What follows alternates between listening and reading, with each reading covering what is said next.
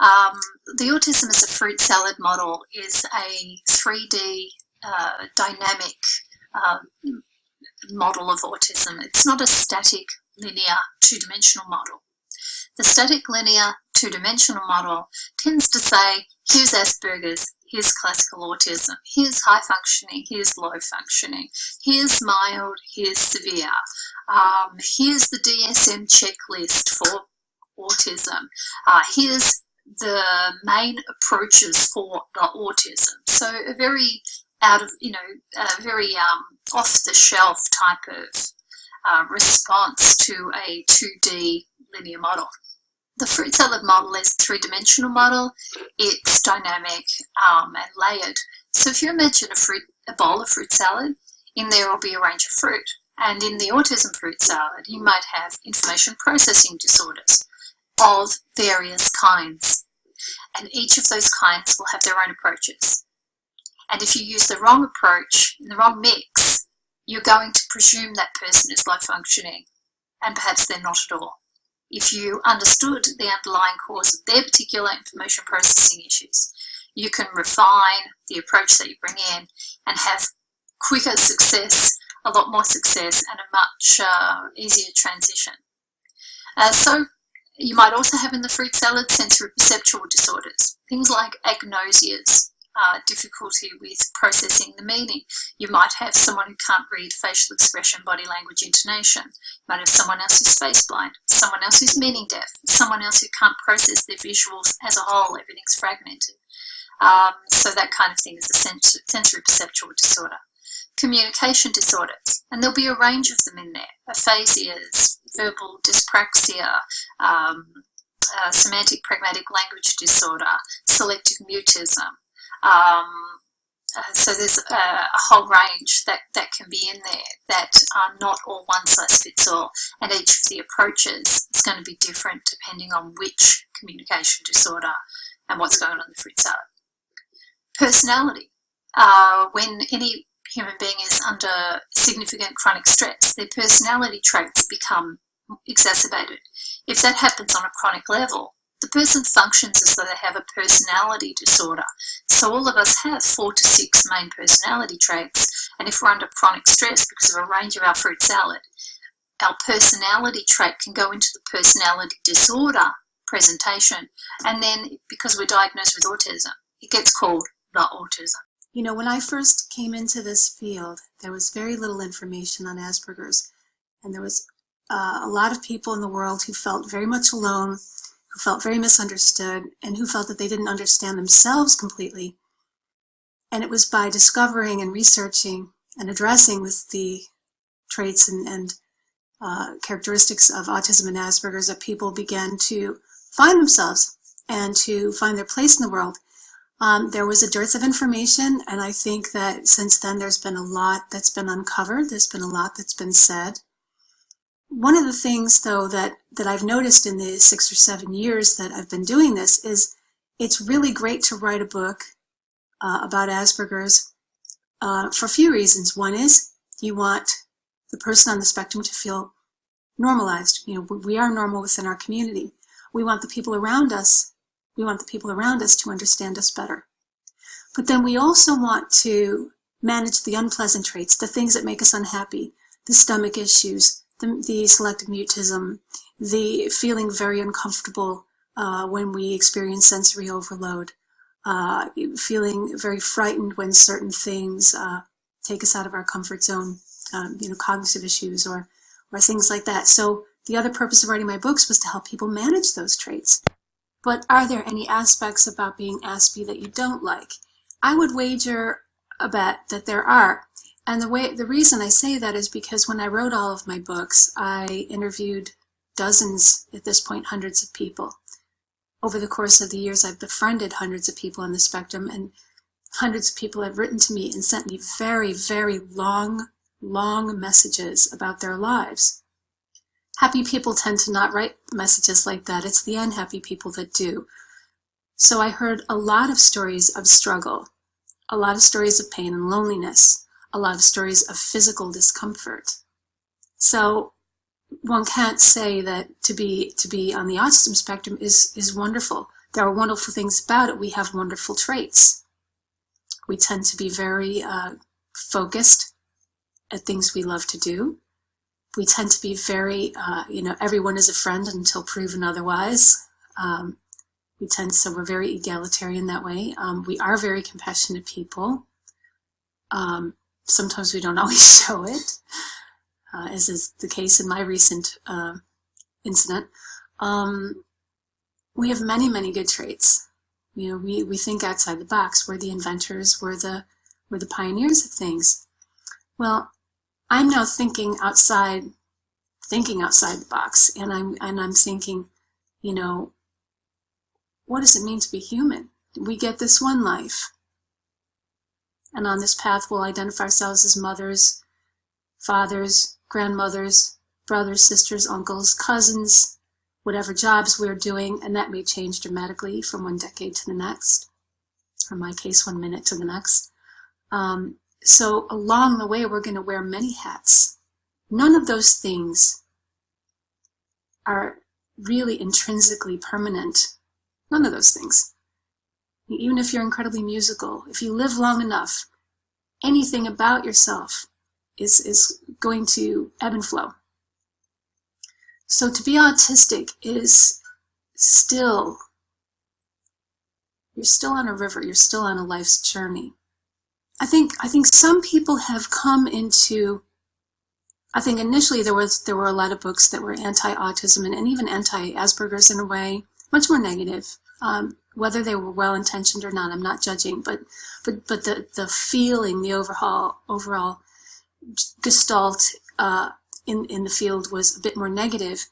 Leanne Holiday Willie, other people, myself included, made it a bit more positive. I think what's happened since, more recently, is there are people who are capitalizing on Aspie pride. I think the danger is of people saying, okay, let's tell everyone how wonderful it is to be on the spectrum and create little empires around that. There's a danger in that, because we're all looking for something to believe in. We're all looking for something to validate us. We're all looking for things to make us happy. But I feel very much like I'm very much reminded of the Monty Python film Life of Brian. I'm not the Messiah, stop following me. No one in this field has all the answers. No one in this field is any kind of autism messiah. We all are speaking through our own lens. We're all viewing the world through our own lens. And sometimes things we say will apply to you, and sometimes they won't. Sometimes you'll agree with us, and sometimes you won't. But to pin all your hopes and belief in one person is always a very doomed thing to do. So I would caution about jumping too wholeheartedly onto the rah-rah, having Asperger's is wonderful bandwagon, and anyone who isn't on that bandwagon is not my friend kind of thing. There's a lot of politics in the world of Asperger's now, and it's not very pleasant. But what's happened is Asperger's has become a bit of a catch-all. A lot of times people with severe mental issues who share some traits with Asperger's have been diagnosed with Asperger's, and that's hurt. That's hurt the Asperger community and the public's understanding of it. And personality traits are also important, because understanding which one is playing havoc or which one is working for the person, you get a map to that person's motivation and distress patterns. So currently I'm reading this book, and I decided to do a video on it because it is such a brilliant book. Donna Williams, Autism, an Inside-Out Approach. It was actually Temple Grandin's book, Thinking in Pictures, that pointed me to Donna Williams. I got curious, so I looked up the books, and there are many.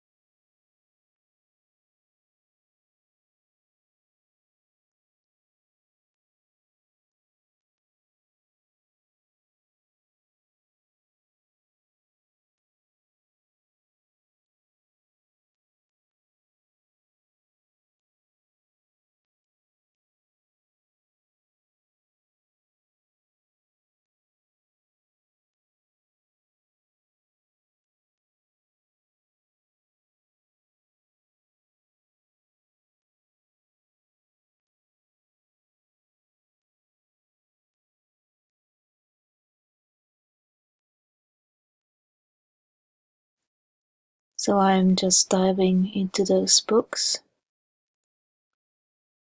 But from the first one, the content is really very fascinating and interesting.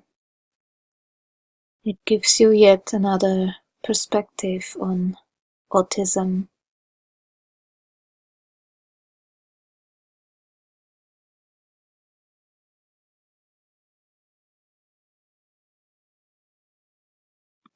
Hello, I'm Donna Williams. I'm going to read you some excerpts from my first book, which is called Nobody Nowhere. So, I hope you enjoy. I remember my first dream, or at least it was the first one that I can remember. I was moving through white. There were no objects, just white.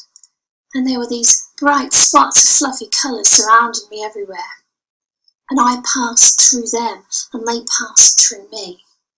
It was the sort of thing that made me laugh. And this dream came before any others with sheet or people or monsters in them, and certainly before I ever noticed there was a difference between the three. I must have been less than 3 years old, and this dream depicted the nature of my world at that time. Awake, I pursued that dream relentlessly, and I'd face the light shining through the window next to my cot and rub my eyes furiously. And there they were, the fluffy, bright colours moving through white.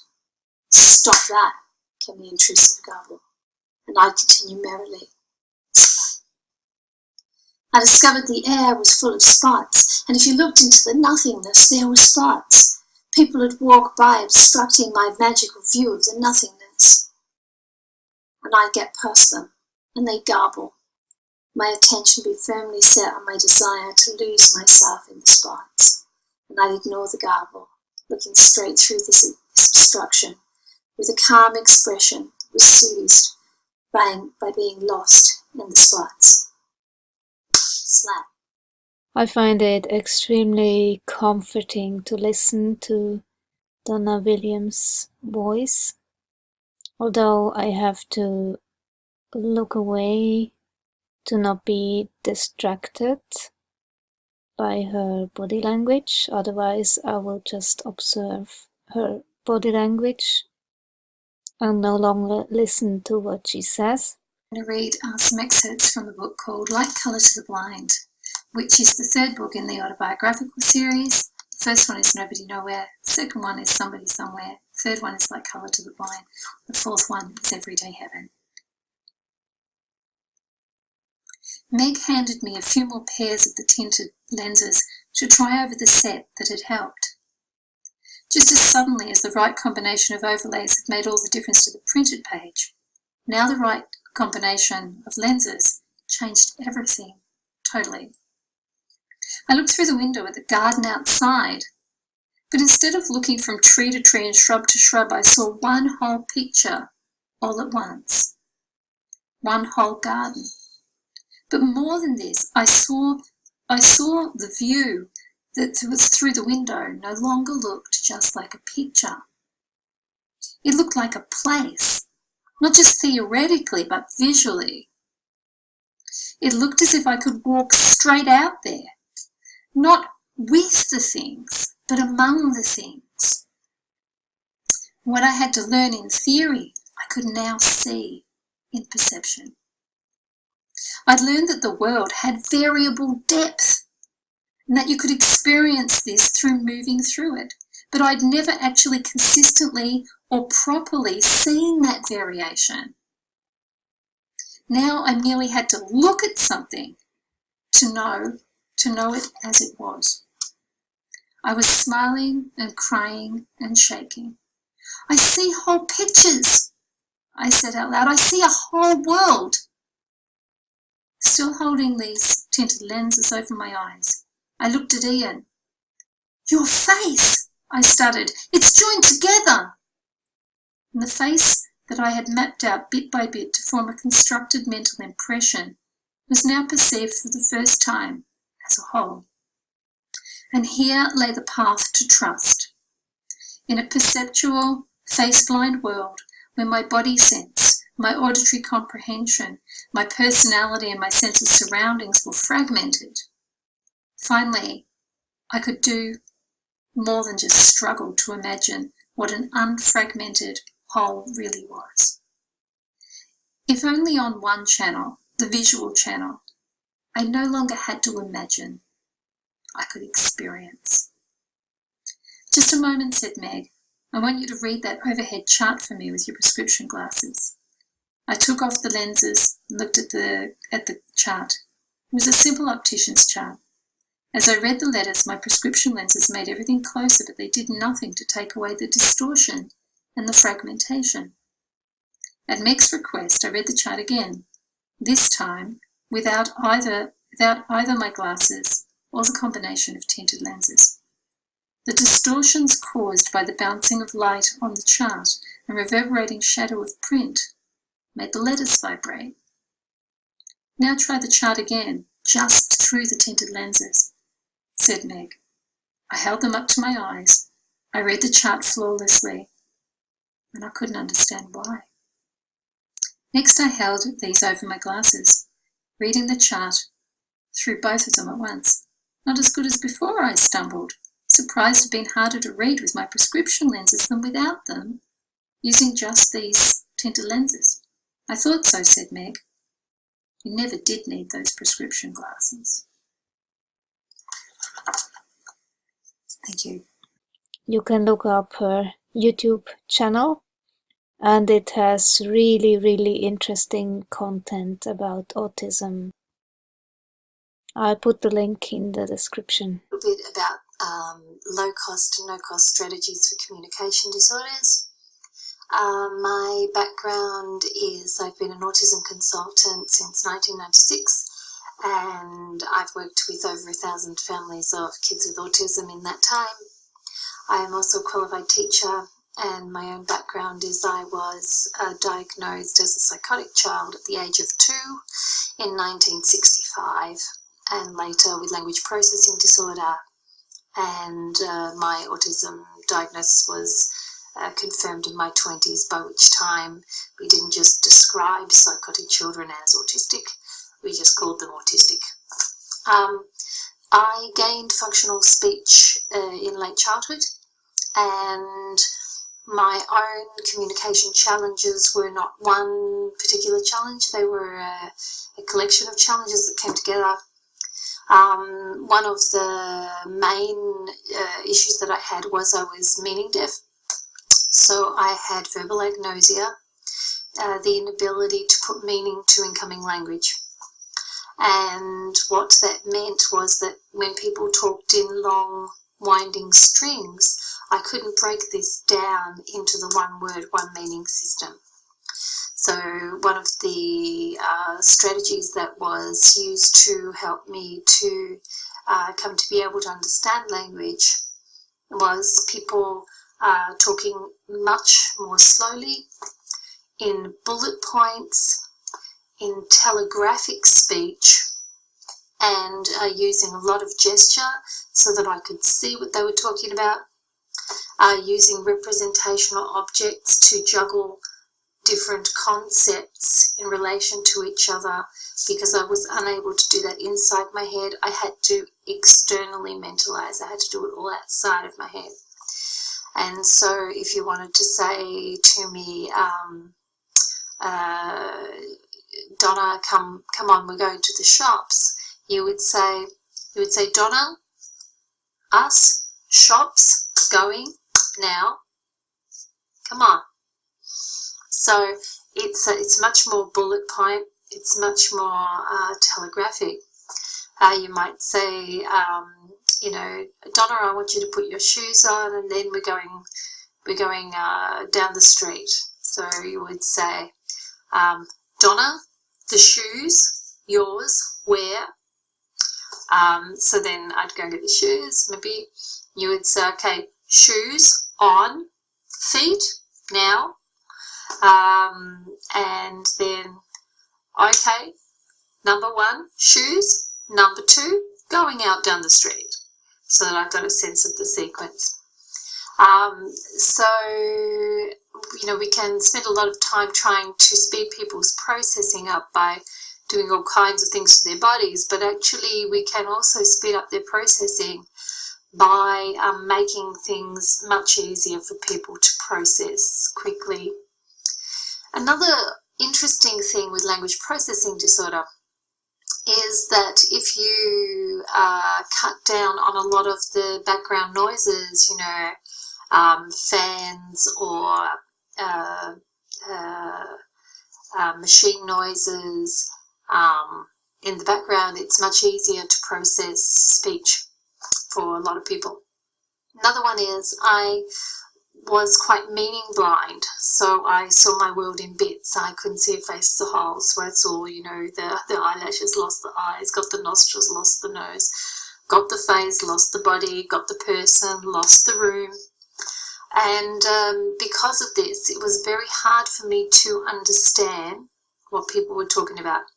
So they had to physically link everything for me. So if you were trying to teach me language, you'd have to teach me physically. If you wanted me to understand the clock, you'd have to help me to feel the movement of the clock. If you wanted me to understand the scissors, I'd have to feel the movement of the scissors. If you wanted me to understand a ruler, I'd have to physically have that experience, because there wasn't the natural translation between the visual and the verbal.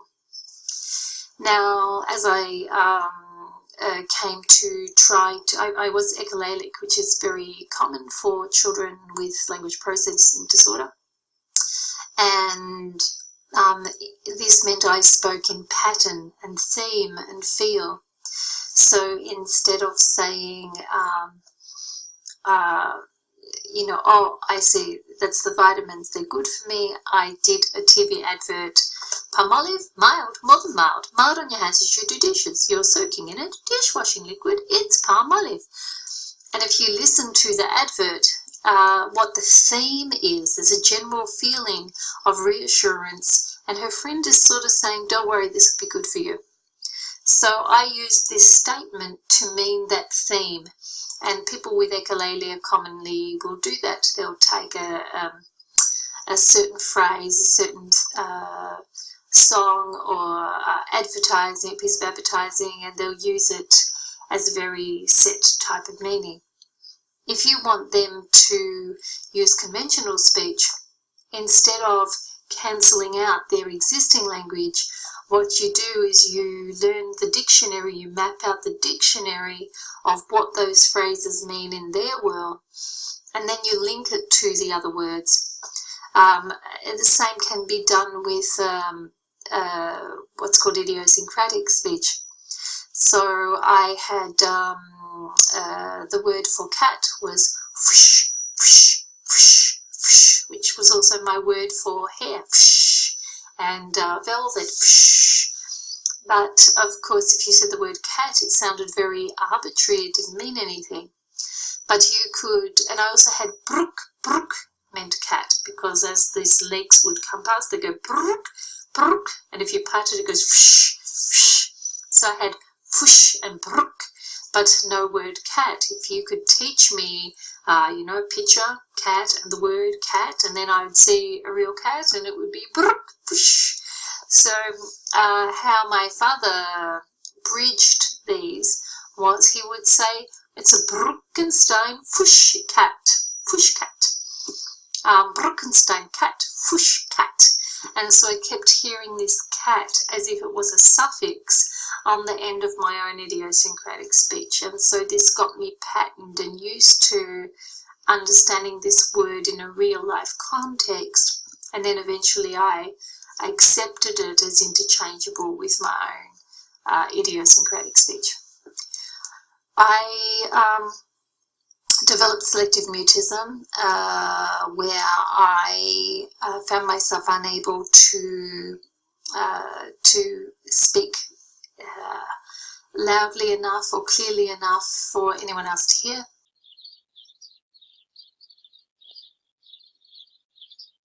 So by now I no longer have selective mutism, but I used to have it at school. For me, it was extremely terrifying to talk in front of the class. When the teacher called me, I just couldn't say anything, even though I knew the answer in my head. I just kept silent, heart pounding in my chest, trembling hands, not able to speak. And I just waited until the teacher gave up and called somebody.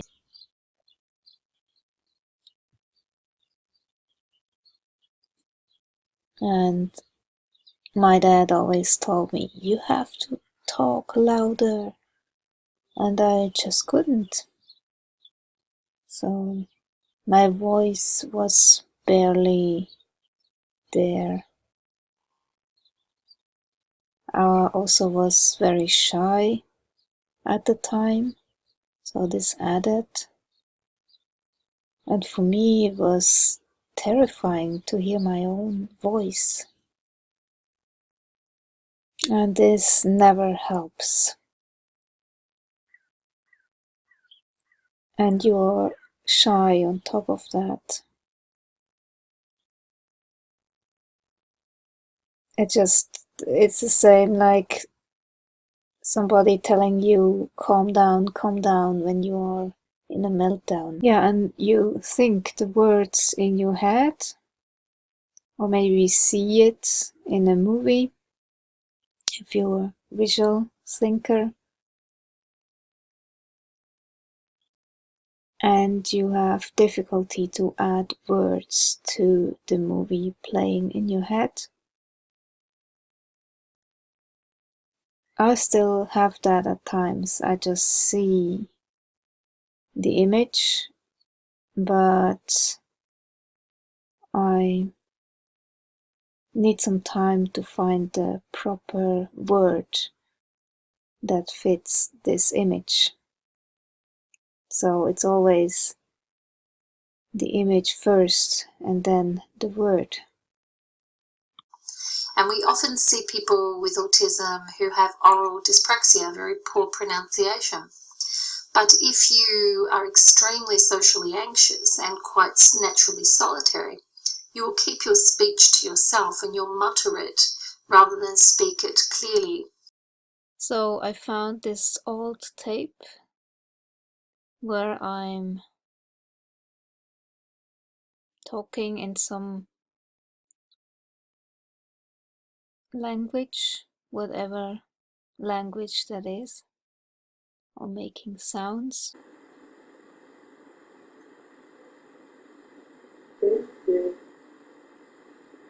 That's my dad.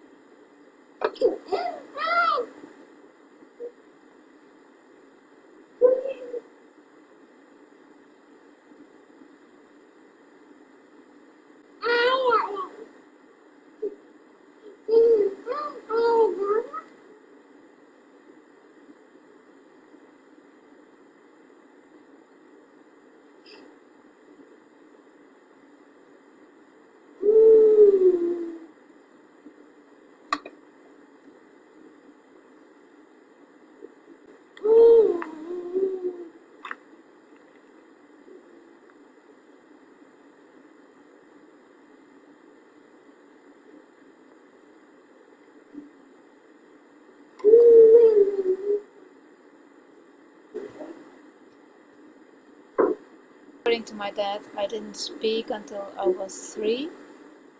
And then or you'll talk in your own space rather than direct your speech at somebody. And with selective mutism, you can have times where the person will go progressively more silent. And what my father used was singing, so he would sing speech. And he would do it in a way that didn't feel invasive. So he would do it out loud to himself, as though he was entertaining himself in his own world.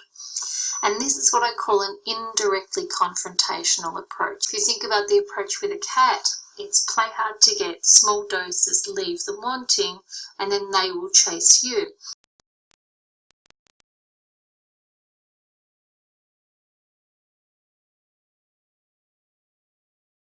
Selective mutism,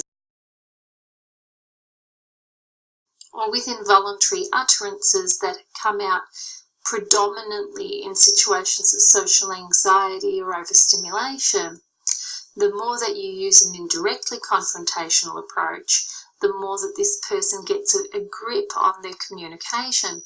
So with selective mutism, if the more that you fixate on the person, the harder it is for them to dare communicate. This observation from dogs. They also don't like face-to-face approach.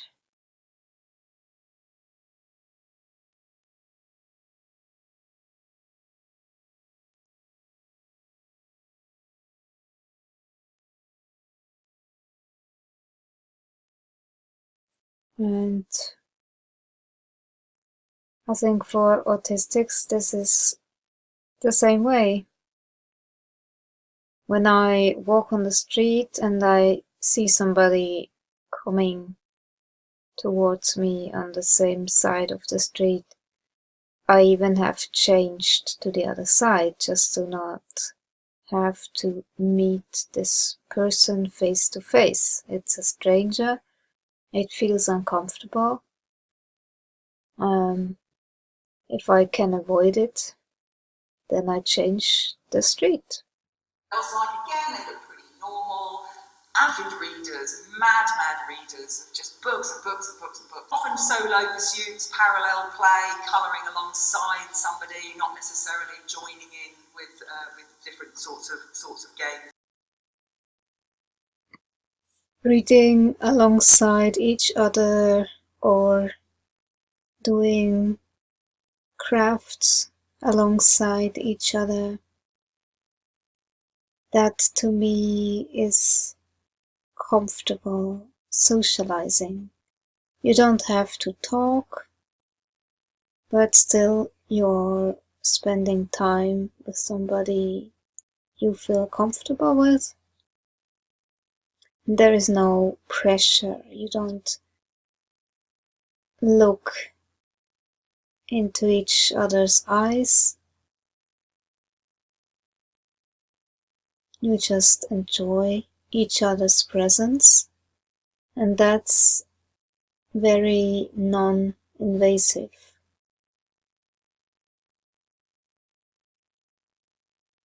I seem extreme, but for me it is another thing to prevent stress, because little stressors over the day add to feeling very stressed at the end of the day. So you do what you can to avoid the little stressors. Keeping eye contact for longer than 3 seconds really feels painful. It's a strain. I then have to look away because it's too stressful again, too intimidating, too personal.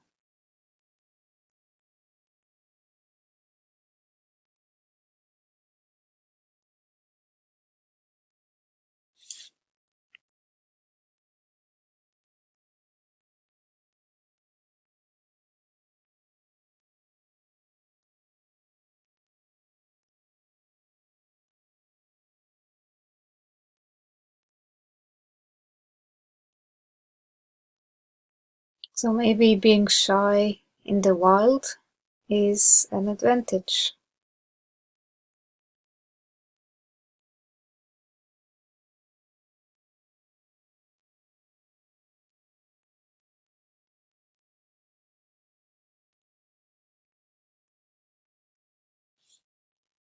With exposure anxiety, you can get involuntary avoidance, diversion, retaliation responses. So they will either have selective mutism or say a whole lot of things they don't mean to say, or say the opposite to what they mean. And yet, if you use a less socially invasive approach and you use a more, if you like, oblique approach, if you become less dog, more cat, what happens is that these people stop self-protecting so persistently and get closer to their own communication. Also, the quieter you are, the louder that they will start to dare to be. So Temple Grandin said autistics are similar to animals in their perception of the environment. They react in a very sensitive way, and therefore a very quiet handling or approach is usually the best.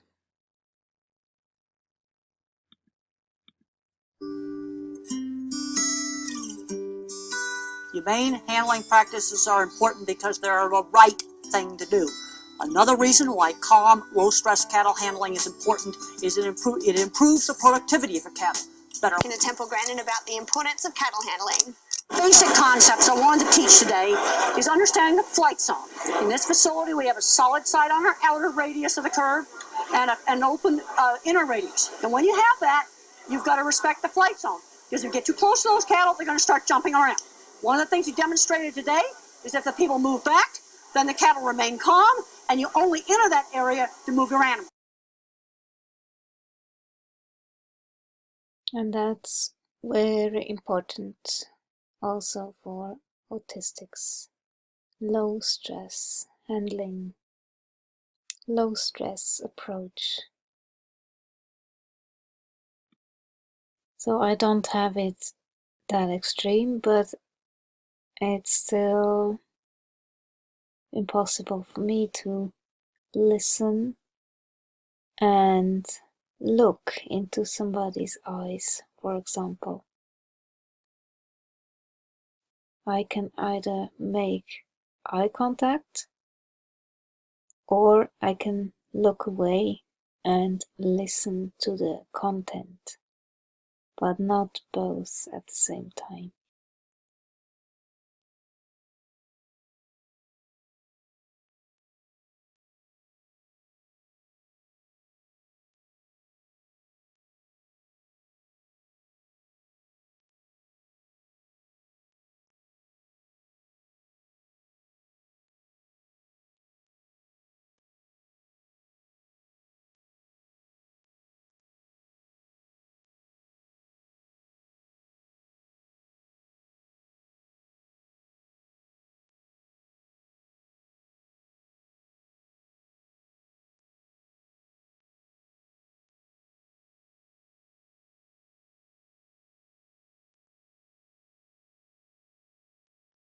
I think this is such an important statement. You need somebody that will show you how to do things.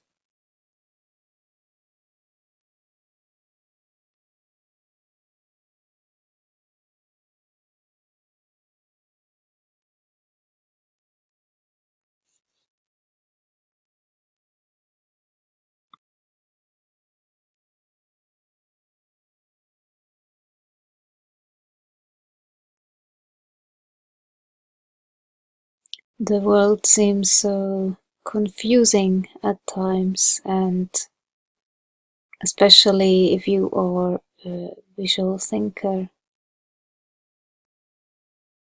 And At the beginning, you have no files or brain computer, no experience, no pictures, no understanding of how things work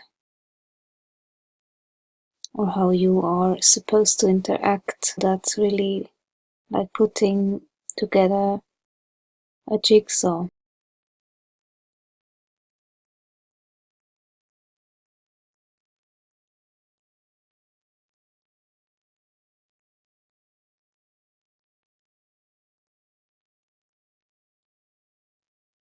Yes, you just need to get the picture literally in your mind.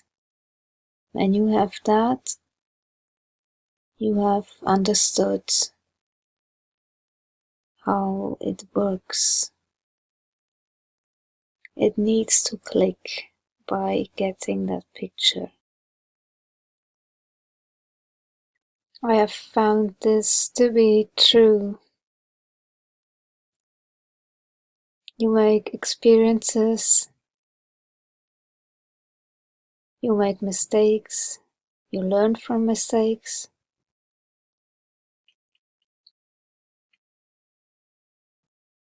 And over time, you know exactly what you want, what you don't want.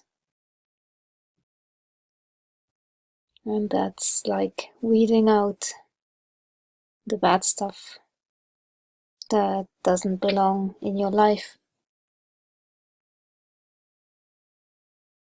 This goes for behavior as well. You see what works with other people, and you see what doesn't work. A good way to put it. You learn through trial and error.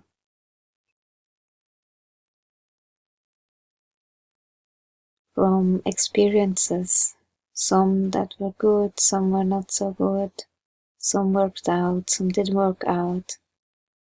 And that's how you accumulate all those files.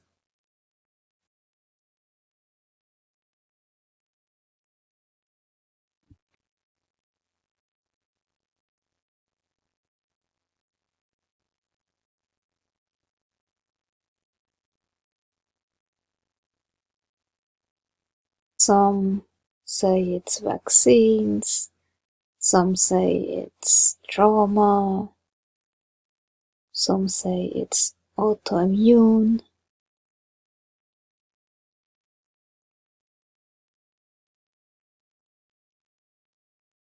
And then there are some that say autism has been around for a very, very, very long time. Think about different ways of thinking.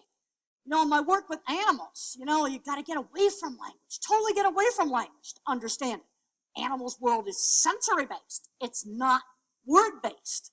There's been some brain scan research that showed that the normal mind drops out the details. And in my work with animals, I had to look at details. Look at how that animal's blocking at the sunbeam. This place here, they wanted to tear down this whole cattle handling facility. You know what? The cattle were scared of the flag. Sometimes the most obvious is the least obvious. You've got to sometimes look for the most obvious. So I'd get down in the chutes, see things like the shadows that would scare the animals. I see pictures in my head, and the movie showed exactly how my mind works, because Nick Jackson, the director, was a total visual thinker. But visual thinkers are not good on organization, so I'd have Christopher Munger, the writer, he kept the organization going. And I find that a lot of normal people are not very good at categorizing problems. Like, for example, the dog can do that. When I'm on the leash, I protect my owner. When I'm off the leash, I can go play. And I find in my livestock work that people have a lot of problems categorizing a people problem versus an equipment problem. And they want to get in there and rip down the equipment. But remember how I said the most obvious is the least obvious? These have got to work together. I'm getting very concerned now that our educational system is sort of just forgetting about the visual thinkers, the mathematics thinkers. Things are getting way too verbal. Us visual thinkers, we need the verbal guys, because a movie would not have come out very good if we hadn't had Christopher Munger, the writer, keeping Nick in control on making the sequence work. He and the writer worked right together. Mick didn't change one thing in that script without consulting Christopher. There's a great scene in the movie where the cattle come down to the water's edge, showing how the ramp into the dip vat system should work, and they ruined my design by putting in a piece of metal. People are still doing that. They go down the same kind of little ramp, non-slip little ramp, and they cut off the ramp, and they were jumping the cattle in. This is 35 years later. He'll have a hard time getting away from this idea of forcing the animal. Also, if you were insisting on eye contact and you think of that in a context of social anxiety, you're actually stifling communication for very socially anxious people. So sometimes you have to put the goal of eye contact off to the side in order to free up that communication and get people to step into clearer pronunciation and get them experimenting more with speech than they would if you were looking directly at them.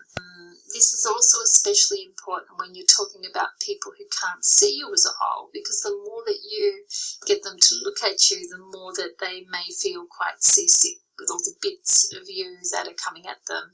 And if they use their peripheral vision, they may tend to see you more as a whole. So don't get overly fixated on the eye contact thing. It can be overrated depending on what the issues are that are going on for a person with autism.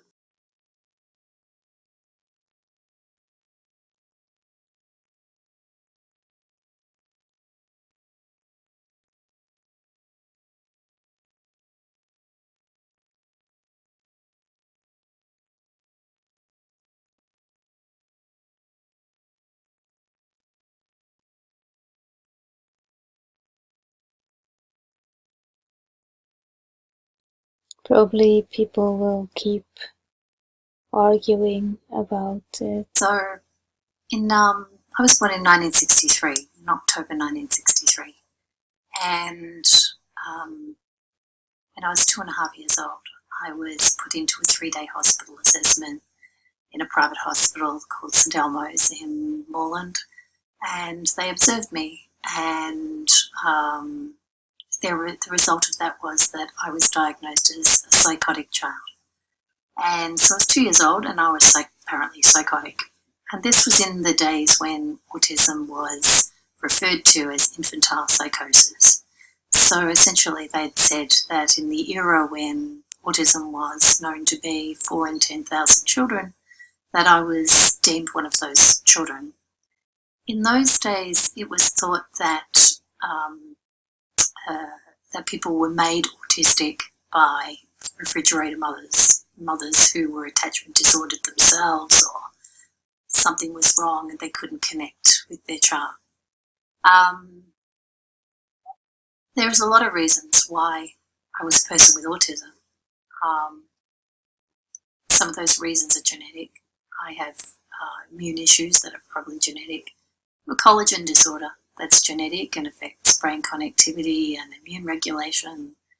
My father comes from double cousins, which means they share 25% of their genetics. Mutations are common in that situation.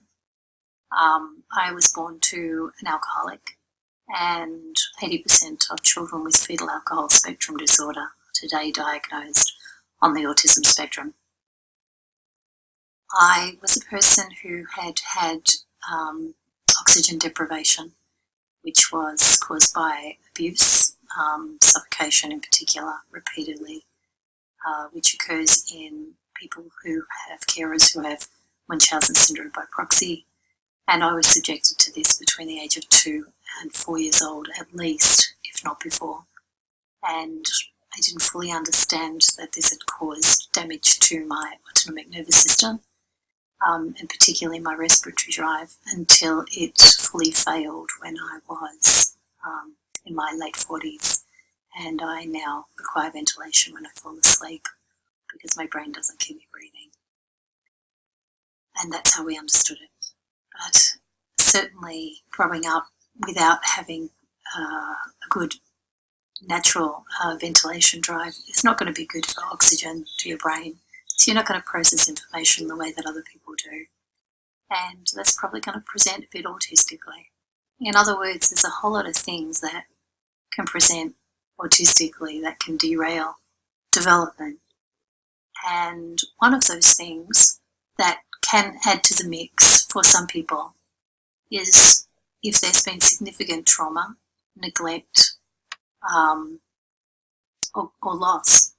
And those things will only add to the mix because autism is the straws on the camel's back condition.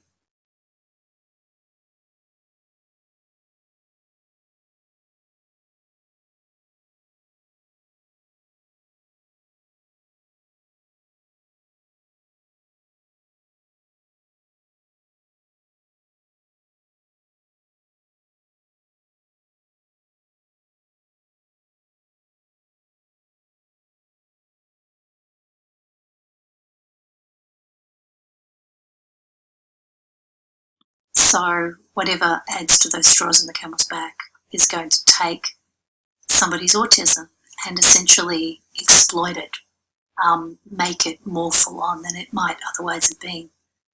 And that doesn't mean that one of those things on their own cause the person to be autistic. Autism can be like a fruit salad, and it takes a combination of things to reach a level that it can significantly derail somebody enough that when they're 2.5 years old, they get diagnosed as a psychotic child. So the question is, where does that fit in with a background of neglect, early neglect, trauma, and loss? And that's where we move from the autism picture into a picture about dissociative identity disorder and post-traumatic stress disorder.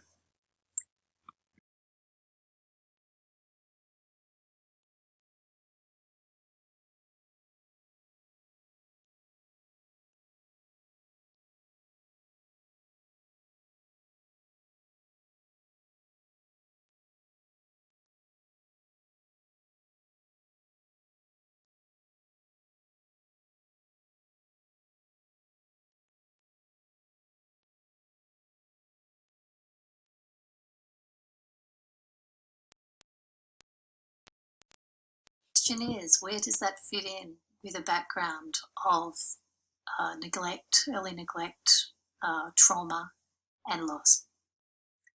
And that's where we move from the autism picture into a picture about dissociative identity disorder and post-traumatic stress disorder. So what's dissociation? Dissociation is to disassociate. You cut off from something. We can dissociate from our environment. We can behave as if we don't belong here. This isn't our tribe. This is not our place. We don't feel this environment makes sense. We don't feel that it fits our own style of processing. We don't feel it fits our style of communication. We don't feel this is our world. And that's a dissociation from your environment. And so you can imagine it could be quite common that people with autism might experience dissociation from their environment for a whole lot of autism-related reasons. So I was living in a world that was expecting me to be able to do these things. As a person with autism, I couldn't simultaneously process things. I would start tuning into what I see, but I couldn't understand what I hear.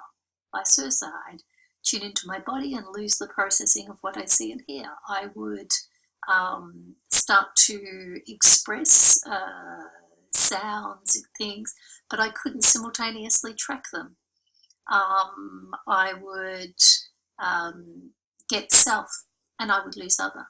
I would get other and I would lose self. A lot of adults on the autism spectrum spend a lot of time in the head, and so may have a great enjoyment of their own world. They may be quite naturally solitary in a variety of ways. Solitary because they are unnerved by people knowing too much about them, or being too personal or becoming too intimate or emotional with them.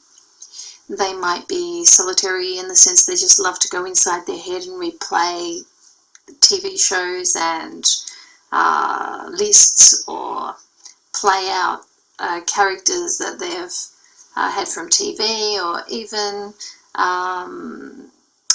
replay the people that they have around their daily life or in their past, who they've recreated in their own world and now they interact with. So there's those kind of people who may be avoiding social opportunities because they prefer their own world. There are people on the autism spectrum who are extremely sensitive, emotionally hypersensitive, and when they get involved socially, they feel extremely socially awkward.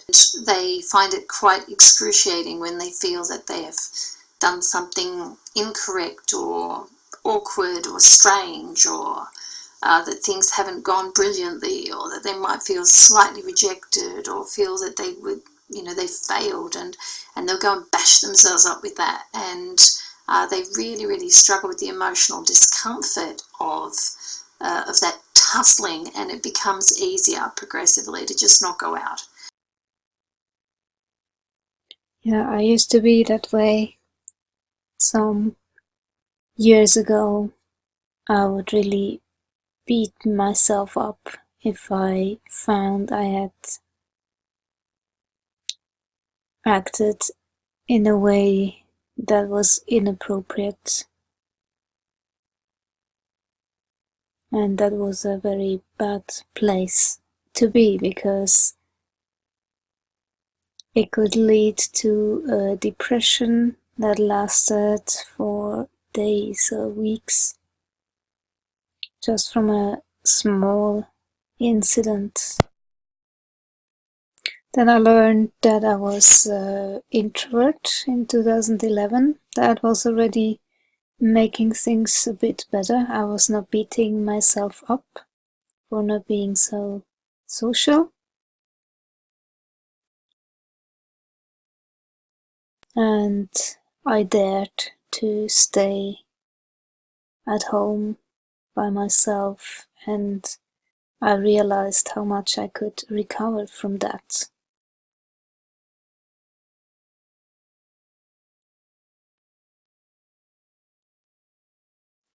And so much later I learned about being autistic,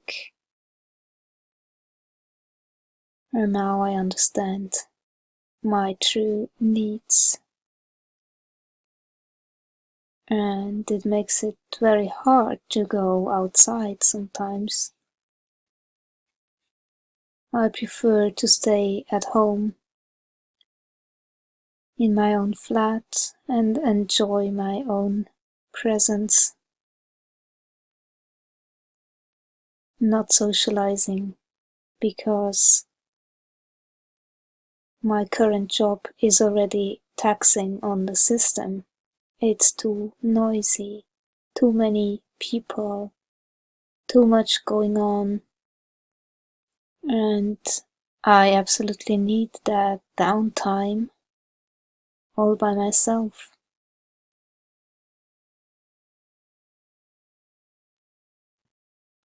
It's a physical need in order to recharge and rest and stay healthy, not burn out.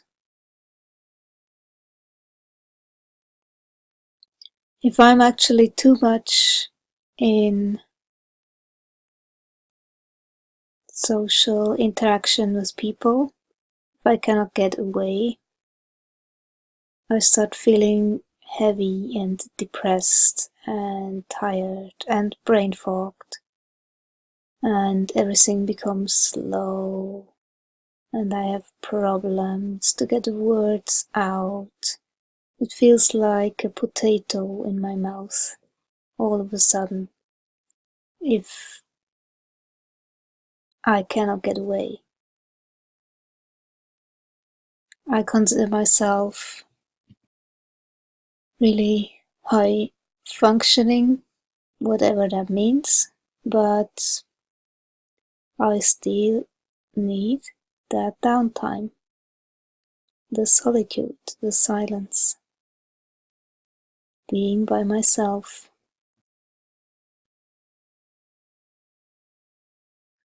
So even if I sit in a train, somebody sitting opposite me, it already can be too much. It completely depends how stressed I already feel or not. But usually it feels slightly invasive. Or if somebody sits next to me, like no seat in between, that's too close. That's really too close, and I prefer to have somebody sitting at least 2 seats away.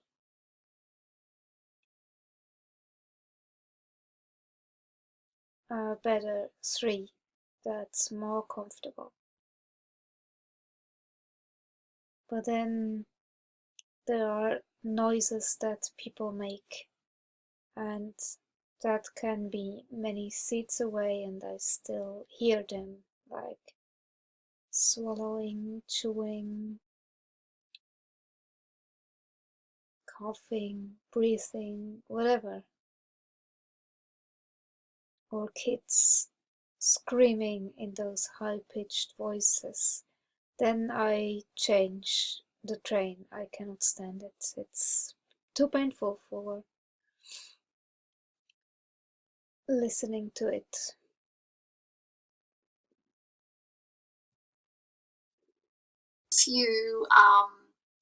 If you find that you are emotionally overstimulating this person, and that together with overwhelming them sensorily is heightening that self-protection response, you can reduce that in a whole lot of ways. One of the most easy things to do is, instead of being opposite them, which is quite sensorily bombarding and in the animal world quite potentially threatening on a physical level, if your nervous system is this hair trigger, heightened reactive state, you go off to the side. Instead of interacting with them directly, which in their state can be taken as socially invasive, no matter how much they want it interpersonally. Instead of interacting with them directly, if you interact through the object and the issue instead of the person, the heat comes off and they can relax. Watch how many autistic people interact with each other. They do so in parallel via an object. When they do tend to bombard each other directly, one will tend to start tuning out the other and becoming indirectly confrontational. So take that as your language. Adapt to your behaviour.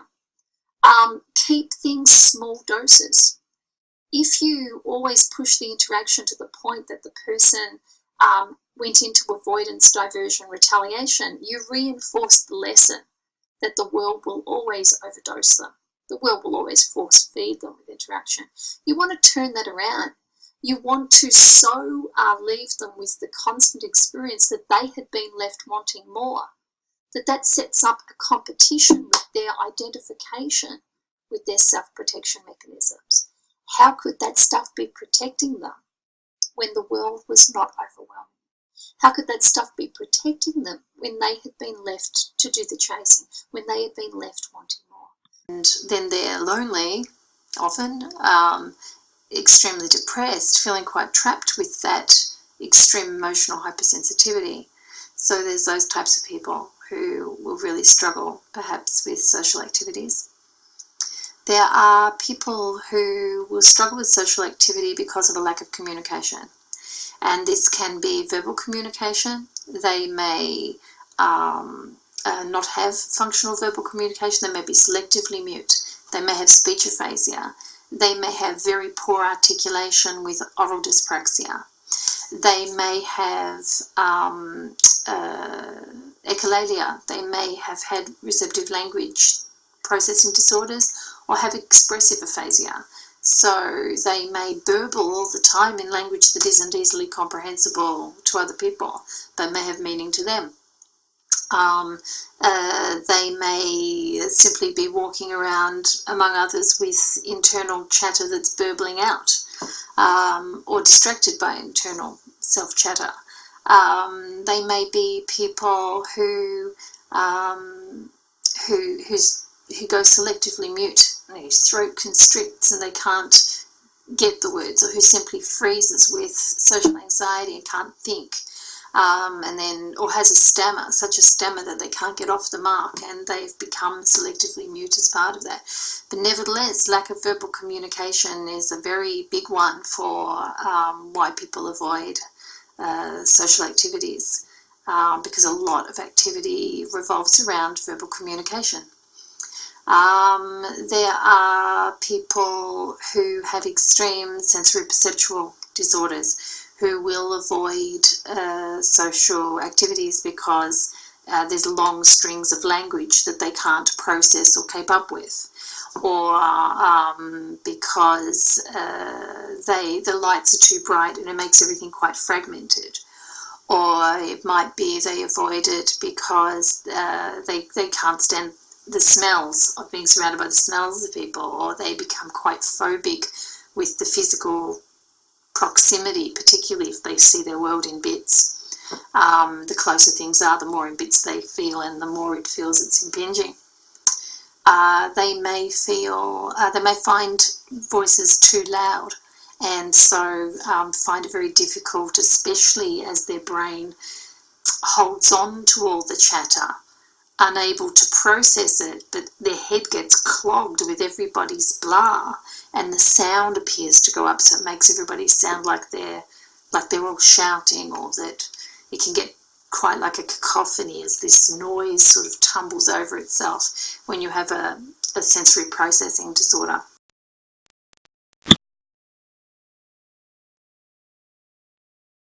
This is really strange. If anything, autistics have a lot of empathy, but very often there is sensory overload, and then you shut down or you walk away, or you don't know how to react to an overly emotional situation. So you don't do anything, you don't say anything. But that's not lack of empathy, not at all.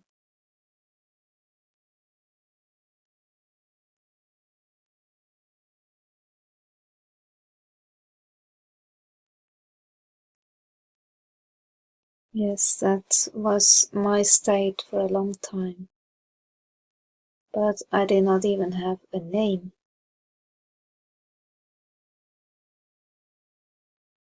So putting a name to a state or you experience, it can definitely help. It's orienting.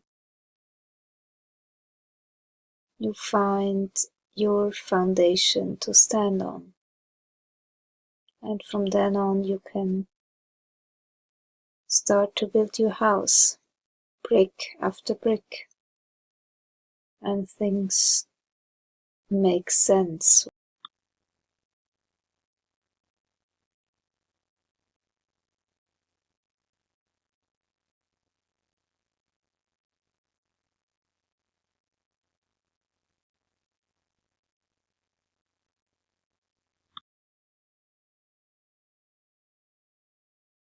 Yeah, masking is actually what most autistics do, just to get through life, and you have to.